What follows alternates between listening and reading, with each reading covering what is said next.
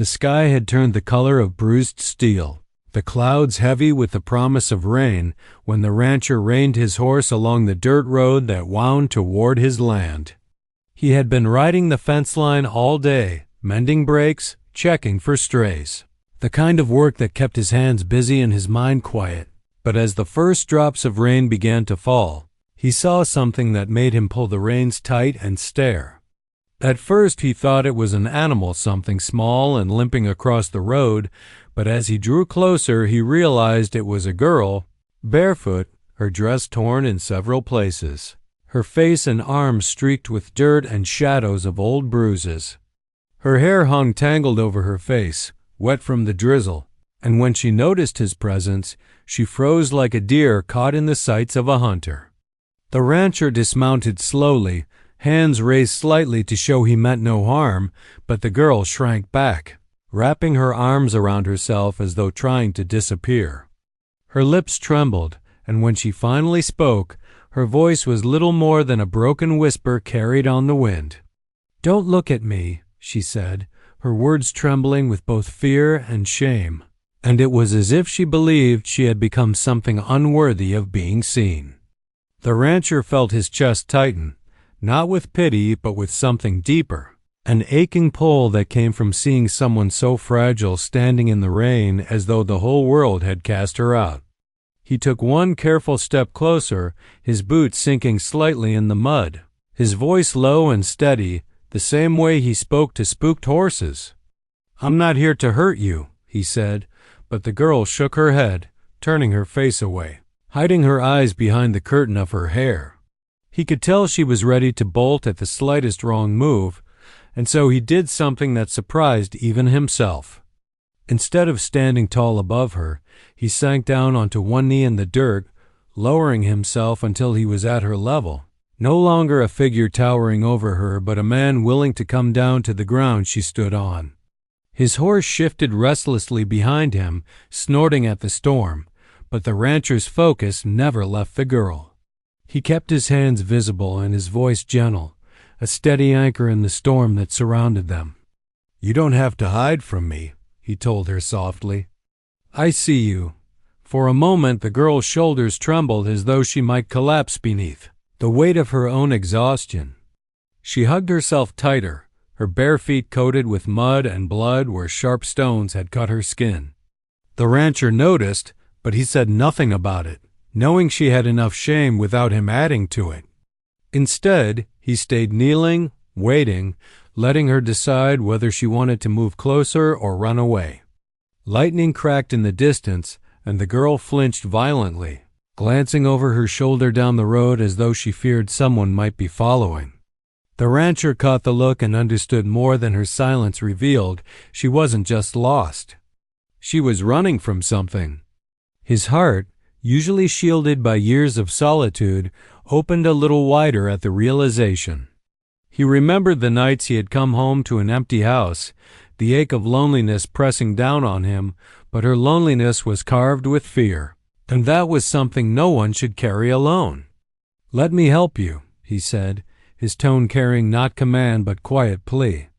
The girl's lips parted as though to refuse, to push him away, but instead tears slipped from her eyes, cutting trails through the dirt on her cheeks. She sank slightly against herself, too tired to argue, too worn to fight, and in that fragile silence the rancher made a decision.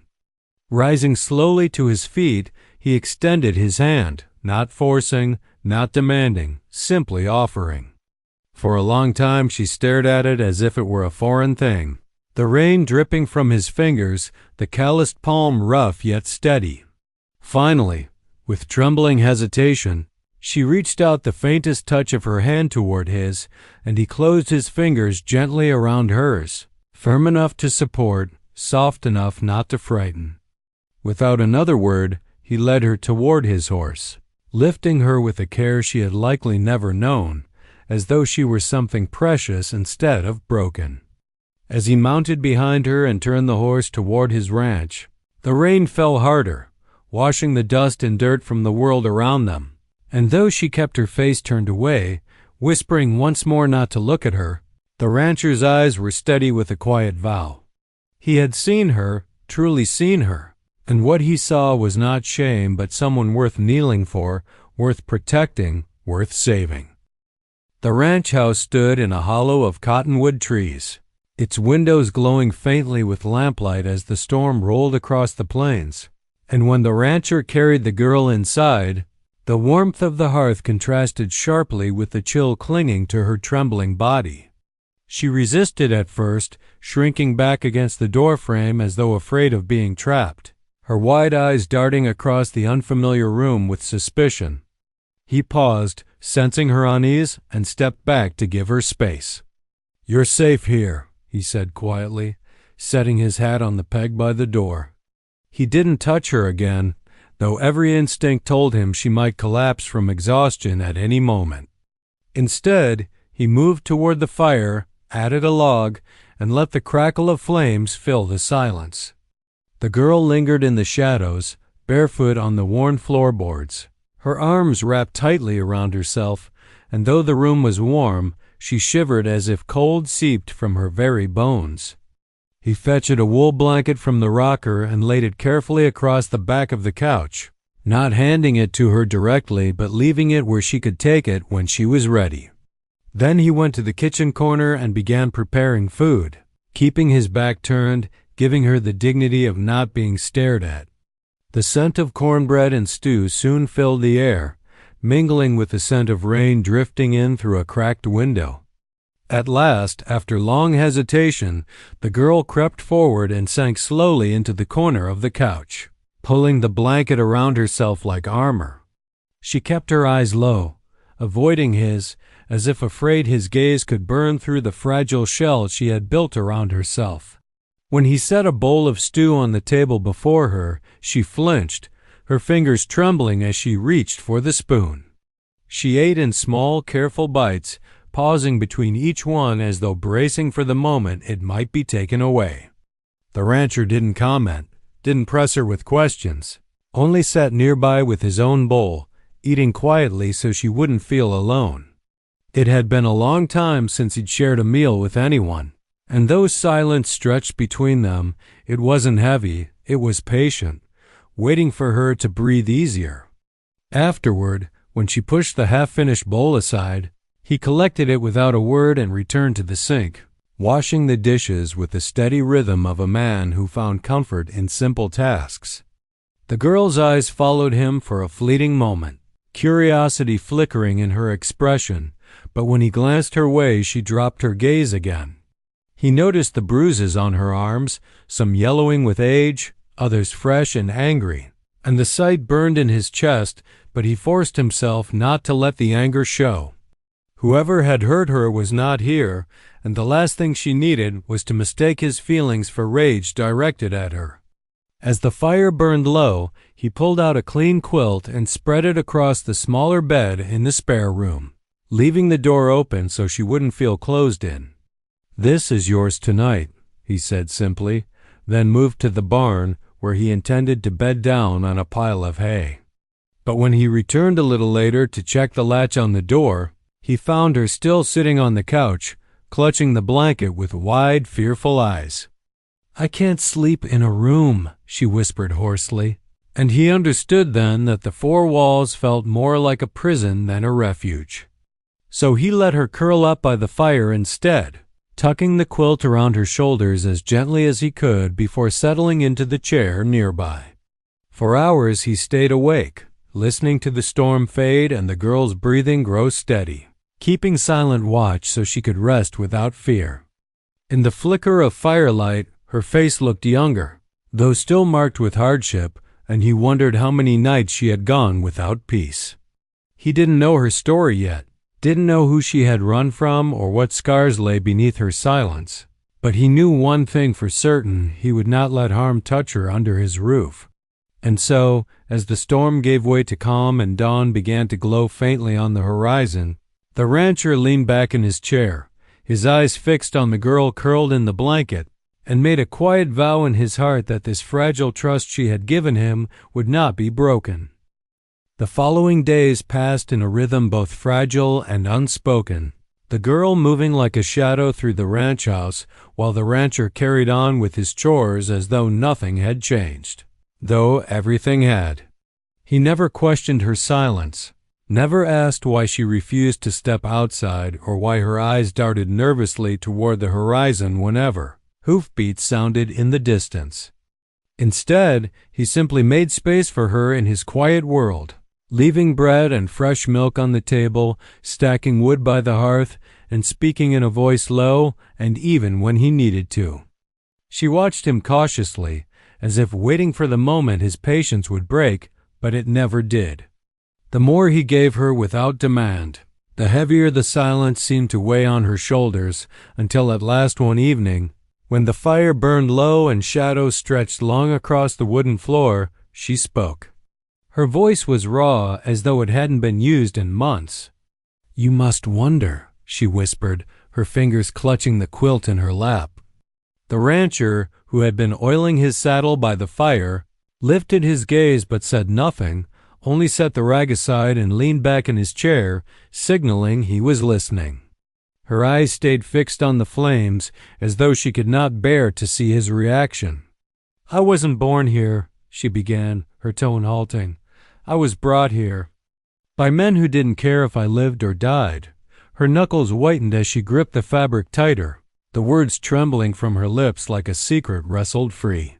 She told him of nights spent in shacks on the edge of town, working for scraps of food while the men who held her captive claimed they owned her. She spoke of how she had tried to escape before, only to be dragged back and punished until she stopped fighting. Every sentence cost her something, but she forced them out anyway, as if unburdening herself of poison. The rancher's jaw tightened as he listened, but he never interrupted, never asked her for more than she was ready to share. His silence was not indifference but steadiness, a strength that held her words without judgment. "I couldn't stay," she said finally, her voice cracking. "Not one more day. I ran when they were too drunk to notice, and I just kept running. I don't even know where I was going. I couldn't breathe there anymore." At this her composure broke, and she pressed her fist to her face, sobs shaking her thin frame. The rancher rose from his chair slowly, careful not to startle her, and laid a folded handkerchief on the arm of the couch before stepping back again. She took it with trembling hands, dabbing at her eyes, and when she dared a glance at him she found no judgment, no pity, only a quiet, unwavering steadiness that seemed to root her to the earth. "They'll come for me," she whispered hoarsely, a flicker of panic in her gaze. "They always do. They'll find me here, and when they do—" She broke off, her shoulders curling inward. The rancher's voice, when it came, was calm but certain. "If they come, they'll find me standing in their way." She looked at him then, really looked, and for the first time allowed herself to believe he meant it. A long silence stretched between them, filled only by the crackle of the fire and the low howl of wind outside, but something had shifted. The weight of her secrets no longer pressed solely on her shoulders.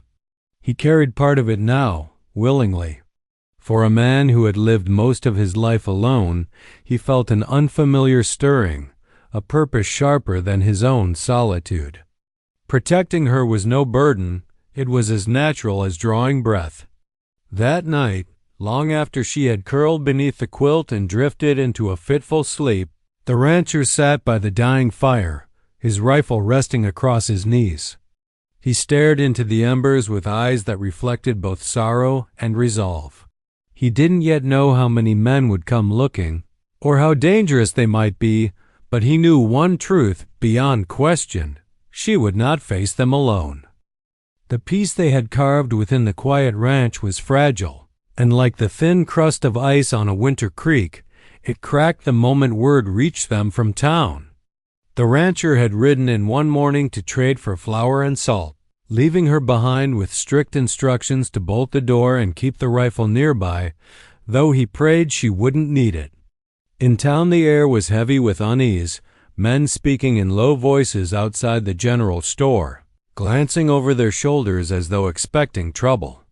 The rancher felt their eyes on him when he dismounted, and though they greeted him with nods, there was a tightness in their faces that hadn't been there before. It didn't take long for him to hear the reason. Riders had come through at dawn-hard men, rough in both dress and manner, asking questions about a runaway girl. They had described her in cruel terms, their voices laced with possession, as if she were a stolen horse rather than a human soul. The storekeeper leaned closer when he told the rancher this, his voice a whisper. They say she owes them, that she belongs to them. They're offering money to anyone who points the way. The rancher's jaw set like stone, but he forced his face to remain unreadable. Inside, anger burned steady and cold, but outwardly he only nodded, collected his supplies, and left without another word. On the ride back, he kept scanning the horizon, every distant dust cloud a possible threat, every shadow on the ridge a reminder that time was running short. When he reached the ranch, he found her pacing near the window, her eyes wide with fear that he hadn't returned. The moment she saw him, relief softened her features, but when he told her about the men in town, that relief shattered into panic. She backed against the wall, clutching the blanket around her shoulders as though it might shield her. "They'll find me," she whispered, shaking her head. "They always do. I can't stay. I can't put you in danger." The rancher stepped closer, his voice calm but edged with steel. "Leaving won't stop them.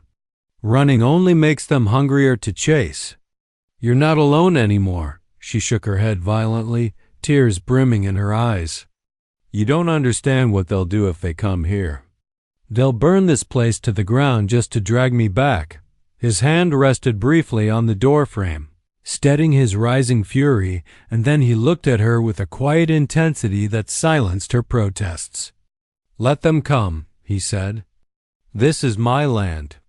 I won't hand you over to men who think cruelty makes them owners." His certainty unsettled her, not because she doubted his strength, but because she feared what it might cost him. For hours afterward she moved restlessly through the house, unable to settle, while he carried firewood, checked the locks, and cleaned his rifles with the calm focus of a man preparing for a storm. That evening, as the sun dipped low and painted the plains in crimson light, he saddled his horse again and rode the perimeter of his land, marking where the fence lines could serve as barriers and where the ground might be used for cover. He knew the terrain better than any outsider and would use it if it came to a fight. When he returned, he found her waiting by the porch, her face pale but her eyes searching his. "Why?" she asked, her voice breaking. "Why would you risk your life for me? You don't even know me." He stood in the gathering dusk, the weight of her words settling heavy between them, then answered simply, "Because no one should live hunted. Because someone has to stand and say, 'Enough.' And because when you whispered for me not to look at you, I saw more than what was done to you. I saw someone worth protecting." Her throat tightened, and though she turned her face away, a flicker of something fragile hope perhaps flickered in her eyes. The night deepened around them, crickets singing in the grass, and the rancher kept watch from the porch with his rifle across his lap, while inside she lay awake by the fire, torn between fear of the men who might come and the dawning realization that maybe, just maybe, she had found someone willing to fight for her freedom. The morning broke with a silence so heavy it seemed to press against the walls of the ranch house, the kind of silence that comes before something violent, before the air itself splits open. The rancher had felt it in his bones since dawn, the unshakable certainty that the men she feared were finally drawing near. He saddled his horse at first light, checked the rifle slung across his back, and positioned a shotgun by the door. The girl watched him from the hearth, her fingers twisting the edge of the blanket she always clung to, her eyes wide with dread. "They'll kill you," she whispered, her voice hoarse with fear. He glanced at her, his expression calm, almost tender beneath the weight of steel in his gaze. "They'll try," he said simply. Those two words struck her harder than any promise of victory could have. because they told her he wasn't blind to the danger, he was prepared to face it anyway. By mid-morning the sound came, the distant thunder of hooves rolling over the plain like an approaching storm. Dust rose on the horizon, a ragged line of riders galloping hard, and when the girl saw it through the window, she stumbled back, clutching at the table for balance. The rancher placed a steadying hand on her shoulder, then moved past her toward the door. "Stay low," he said, his tone leaving no room for argument. She sank to her knees by the hearth, trembling as the riders drew closer, their shouts carried on the wind. Moments later the men thundered into the yard, their horses stamping and snorting, the riders hard-eyed and cruel-mouthed, the kind of men who lived off the suffering of others. The leader, a tall man with a scar running from jaw to ear, dismounted and spat in the dirt. "We know she's here," he barked, his voice thick with arrogance. "Best hand her over before we tear this place apart." The rancher stepped onto the porch, rifle in hand, his posture steady as the wood beneath his boots. He said nothing at first, letting silence sharpen the air between them, then answered with words as calm as the morning breeze. "No one here belongs to you." A sneer twisted the leader's face. "You think you can stand in our way, cowboy? That girl is ours. She ran from her keepers, and we don't take kindly to thieves hiding what isn't theirs." The rancher's grip tightened on the rifle, his eyes narrowing. "She's not a horse, not a piece of land.